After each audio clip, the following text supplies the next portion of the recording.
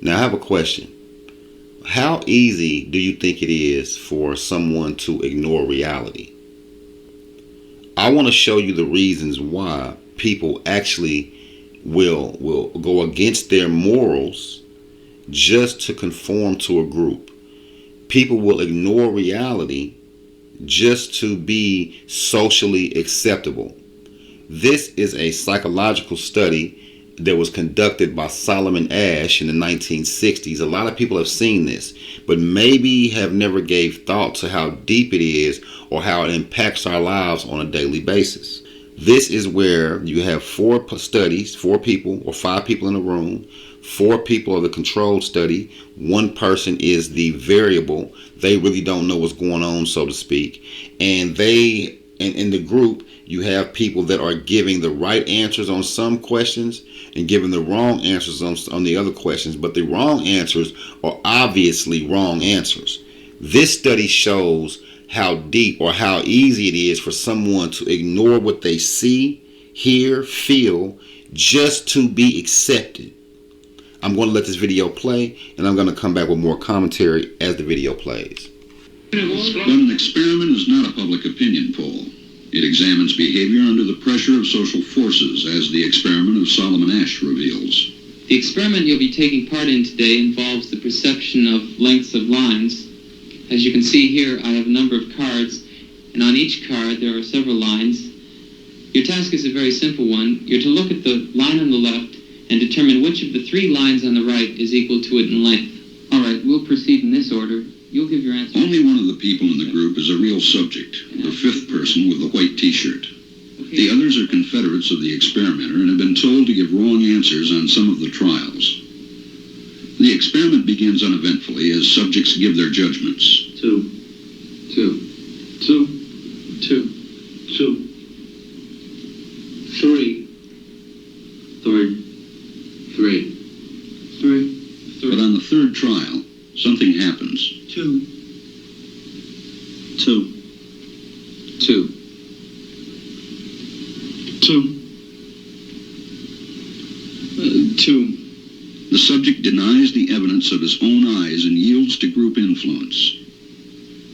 1. Asch found subjects went along with the group on 37% of the critical trial. This is where all of the immorality that we see today is happening from studies like this. Now, people believe that they have free will, but studies like this show that you have selective will because there have been things that have been implemented over society that are seen and some unseen by people with their eyes, quote unquote, open or woke or just whatever you want to call it. You know, before we became woke, we were walking directly into these type of things as well.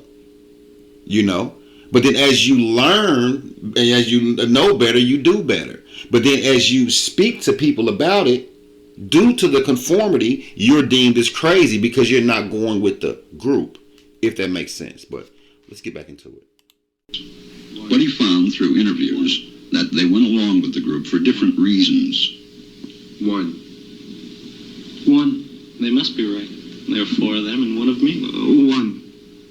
This subject's yielding is based on a distortion of his judgment. He genuinely believes that the group is correct. 1. 2.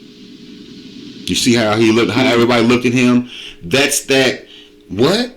You know, that's that cancellation that we see. That's that slander that we see on social media today. You know, that's that, oh, you're weird. That you're not with the in group. That's what we see. That look due to this study and not going with the group.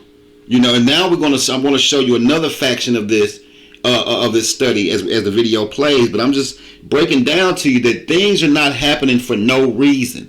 These are not just shifts in people's minds. The things that we see are like I said in a couple of my videos, like the Wizard of Oz, the person behind the curtain pulling all the strings. It's somebody that is implementing these things through our media, through our radio, through our peer groups, you know what I mean? Just to get you to conform, and if you don't conform, you're canceled. This is where we see the cancel culture from studies like this as well. But let's keep going. 2. 2. 2. I know they're wrong, but why should I make waves? 2. In this case, the subject knows he is right, but goes along to avoid the discomfort of disagreeing with the group. Here, the distortion is at the level of his response. 2. 2. 2. 2. In the previous experiment, the naive subject stood alone against the group. In this variation, Ash gave the naive subject a partner, here seated in the third position, who also gives the correct response. 1. 1. 2. 1. 2. With a partner, yielding drops to only 5% of the critical trials compared to 37% without a partner. And those are the ones that are carved out. I mean, carved out of society or out of social media or whatever the case is. You know, so these things that we're seeing today are not happening for no reason. Only thing that we're seeing, in my estimation, is that the psychological studies are being implemented more intensely. There are thoughts from someone else's perspective that have been drilled into their heads and have been singed into their heads as well through conformity and people basically ignoring reality. And when you ignore reality, that causes mental illness, because you know what you see, but everybody around you is saying and doing something else. So like I said in another video, right? Mental illness can be induced or you can be born with it. Due to the fact that they had to conduct studies like this, and the information here that we see on the pros and cons, they haven't went away. You know what I mean? They have only been used to another person's, I guess, benefit. So let's keep going. Although subjects report warmth and good feeling toward the partner, they typically deny that he played a role in their own independence. The partnership variation shows that much of the power of the group came not merely from its numbers, but from the unanimity of its opposition. When that unanimity is punctured, the group's power is greatly reduced. Sometimes we go along with the group because what they say convinces us they are right. This is called informational conformity. But sometimes we conform because we are apprehensive that the group will disapprove if we are deviant. This is called normative conformity. The strength of the normative factor is shown in another variation carried out by Ash. In this variation, the subject is told that because he had arrived late, he would have to write his answers. Subjects in this private response experiment are exposed to the same amount of misleading information as other subjects, but they are immune from any possible criticism by the group. 1. 1. And this enormously reduces the pressure to conform. Conformity drops by 2/3. That guy writing, that is what I represent as social media.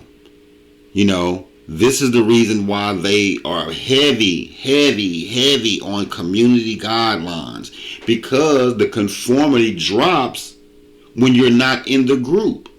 You know what I mean? When you can just text right out and, kind of just type out your answers on your own phone and send it out. That's what they don't want. This guy is who we represent on the social media side of everything.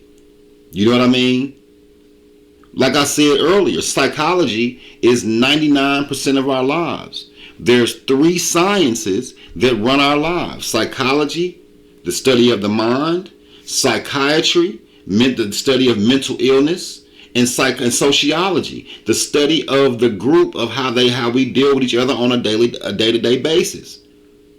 You know what I mean? And if you can get those 3 things to rotate in harmony, you know what I mean, you can use the pros and cons for your good, or bad, or neutral, whatever you choose. Because now you have the people doing and saying exactly what someone higher up wants them to do and say.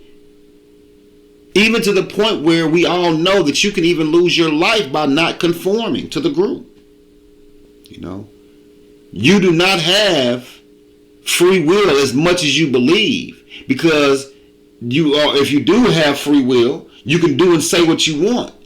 A lot of people literally will not say and do certain things because they know it's going to get a reaction.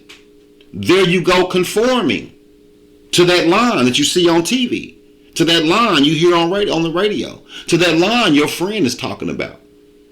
You know what I'm saying? You do not have free will as you believe you do. But anyway, let's keep going.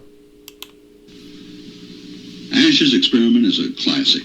It reveals how people will deny what they see and submit to group pressure. It allows us not only to observe conformity, but to study the conditions that increase or reduce its occurrence.